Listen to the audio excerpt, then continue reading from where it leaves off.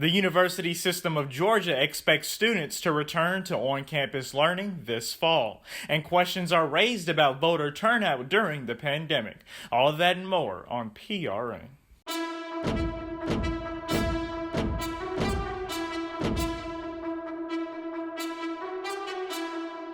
Hello and welcome to PRN. I'm Tyreek Wayne. We continue our coverage from our homes in response to the coronavirus pandemic, and we have team coverage from our reporters all across Georgia to bring you the latest.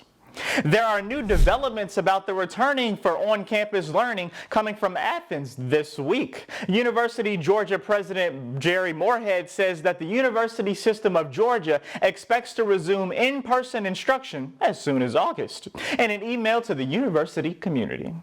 President Moorhead, along with 4 other university presidents, have been working with the University Systems of Georgia Chancellor Steve Ringley to examine the process of gradual reopening in the summer. In a virtual town hall on April 17th, Georgia State University President Mark Becker said he was not certain what on-campus instruction for the fall semester could look like. First off, we have every expectation the university will be open in the fall. What open means is, again, widely unknown. The decision is still subject to change. President Moorhead says that, and the University System of Georgia continues to monitor COVID-19 and take guidance from state's public health officials. PRN has reached out to Georgia State's Public Health Prepared Readiness Task Force for further comment on the story. Read the latest developments at gsuprn.com. Students continue to pressure the University System of Georgia to adopt an optional pass-fail grading system despite the Board of Regents' firm position. In a bipartisan push, both the Georgia Association of College Republicans and College Democrats of Georgia announced support for the grading system.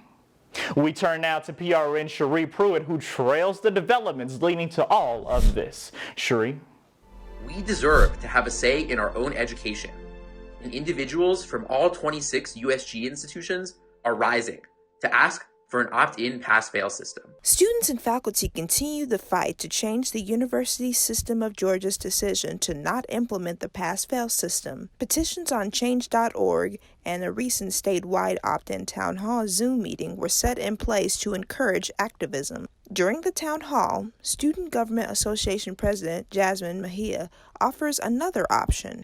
Further along the lines of this isn't getting any better, I feel like USG might budge a little bit when it comes to letting students, see their final grades and then letting them decide for themselves what they should do with, keeping that GPA requirement or keeping that, letter grade to boost their GPA, or, if that's not really at the forefront of their issues at the moment, then they can definitely do the pass-fail. PRN has talked to several Georgia State students about their thoughts on the pass-fail system. On social media platforms such as Reddit, many students such as senior Thurman Merman has discussed how this is a waste of time to discuss something that has already been decided. Other students had this to say. At a time when so many of us are struggling with inadequate internet access, overwhelming mental stress, and the adjustment to radically new living situations, you have stood idly by. Almost 10% of Georgians don't have adequate internet access and are having to break the shelter-in-place order to meet your demands. Cherie Pruitt, PRN. Thank you, Cherie. The future of Georgia State sports has also received updates. We turn now to Jet Parker for the latest on this. Jet? Thanks, Tyreek. How's it going, everyone? My name's Jet Parker, and welcome to PRN Sports. We begin this week by highlighting another individual affected by the COVID-19 pandemic. Indiana native Kate Novak was preparing to contend for a national championship on the Georgia State beach volleyball team when her season was abruptly cut short. PRN's Crystal White was able to speak with Novak about her season's anticlimactic finish. Take a look. Georgia State beach volleyball team were having a winning season before the pandemic happened. They won 11 games and only lost 3. I was able to catch up with senior Kate Novak on how transitioning to home has been, taking online classes, and her thoughts on the way the season ended. The transition from being on campus to back home has been very different. It's very different being back in my parents' house and not being as independent. So the biggest difference is just getting used to being in the house with my parents again.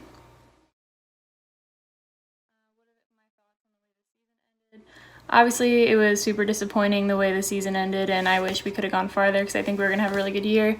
But I am really thankful for the connections I made on the team and hoping to be back next year.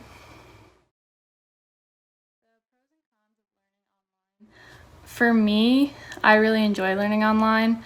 I just like being able to do it on my own time because before most of my classes were online or were at night, sorry. And with them being online, it's nice to be able to do them any time of the day. I don't have to wait until 8 p.m. to go to class. And the cons are just I'm not as motivated, which is not great. I don't start my homework as early, and for some reason, like, I'm not as motivated to get my work done as I do when I go to class. So those are the biggest differences. Recently, the Georgia State football team celebrated its 10th season as a program. To mark the occasion, the Georgia State Athletic Department released a documentary chronicling the growth of the program. PRN's Christian Crittenden was able to speak with the documentary's director. See for yourself. Georgia State football program has its 10-year anniversary this year, and the athletic department decided to release a documentary to commemorate the milestone. The film is directed by Steve Oakey and Alan Fowler of the Oakey Agency, both grads of Georgia State. The company approached the athletic department with the idea last year, and shortly after, things began to fall into place. But last year, actually, it's funny, our camera guy, Trevor, that worked on this project with us, said it would be really cool to do like a 10-year documentary. So we kind of put together a treatment for it, some themes to focus on, and we kind of got that hammered out and then went to Georgia State and, pitched the idea to them. They loved it, and it started out a lot smaller than it turned out to be. Originally it was going to be, maybe a 10, 15-minute piece. But as it kind of went on, and a lot of this is owed to the work of a lot of people, they got us access to former players and coaches, and we had some really cool people that we were going to be able to interview. We were like, man, we gotta turn this into, we gotta maximize this as much as we can. The documentary has 6 chapters and will run 55 minutes in length. It features appearances from former head coach Bill Curry, current head coach Sean Elliott, along with New Orleans Saints kicker Will Lutz and Miami Dolphins receiver Albert Wilson. The film is narrated by Atlantic comedian Desi Banks, who played on the team in 2014. There's 6 chapters, and they start with the launch of the program in 2008 and work all the way up to what was then the beginning of the 2019 season. And it was still going to be those themes, building the program, first game, first season, kind of the evolution of the program as far as like their on-field success, going from playing your first ever college football game to last year beating Tennessee, which is not covered in the documentary, but how that happens, and then chapter 4 is a lot about Georgia State Stadium and how much the city of Atlanta means to the program. Chapter 5 is Panther pros, and then chapter 6 is the future. So each chapter we had 5, 6, 7 people that were very, very influential in that theme. And, it just turns out that you have a lot of good information from those people that were focused on, and it just kind of built out from there. So it went from basically 2-minute chapters to 9-minute, 10-minute chapters. The film was set to be released later in the year to incorporate members of the 2019 team, but due to the COVID-19 pandemic, they were not able to film with them, so the release date was moved up. Christian Crittenden, PRN. That's all we got for you this week on PRN Sports. Be sure to tune in next week for the Season 3 finale of the PRN Newscast. Also, check out our new podcast, the PRN Sports Podcast, available on Spotify, iTunes, and everywhere you do your podcasting. Now, back to you, Tyreek. Thank you, Jet. The new stimulations released by Joint Research Group predicts that Georgia's COVID-19 deaths could hit 20,000 by August 31st. This is assuring that restrictions continue to be rolled back, with minimal restrictions in place by May 25th. The group, composed of Georgia Tech, Harvard, and Massachusetts General Hospital professionals and researchers, aims to predict that the outcome of the virus depending on governmental response. As the presidential election progresses, voter turnout continues to be a discussion many are turning to because of the coronavirus pandemic. We turn now to Ashton Gates, who spoke with some voters. Ashton? That means that a lot of people who would normally vote in low turnout elections won't come out.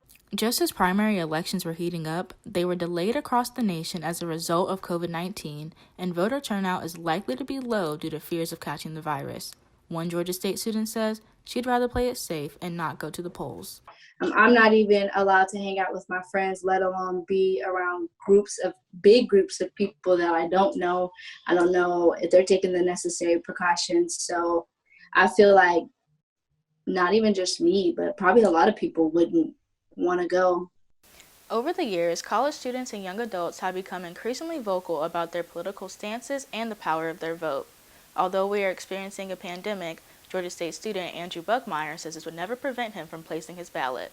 I don't think that it would have stopped me. It probably would have made it a little bit more difficult, but I'm a pretty headstrong person, so those types of difficulties kind of make me want to keep going. Wisconsin is one of the most recent states to hold an election despite coronavirus fears, and extreme caution was used when collecting ballots. Georgia plans to have its primary election on June 9th, but no statement has been made on how voters coming in will be protected. Ashton Gates, PRN. While the pandemic has led to several delays, it most certainly hasn't stopped the creative juices from artists. The staff here at PRN has curated a playlist for some of the best tracks released so far during the quarantine. If you had time to stay at home, then Break My Heart by Dua Lipa should make you feel better about being alone. Or if you want to bring out your inner stallion, you have to check out the new Savage remix featuring Beyonce. But PRN's playlist isn't finished just yet. We'd love to know what you're listening to. Be sure to let us know. That's our show. Make sure you stay connected to Panther Report news throughout the week. Be sure to follow us on all social media platforms at GSUPRN. Also, make sure you visit our website at gsuprn.com and subscribe down below and let us know what you think about the great music that's been released in the comments. I'm Tyreek Wynn. Stay safe, Georgia State, and we'll see you next week.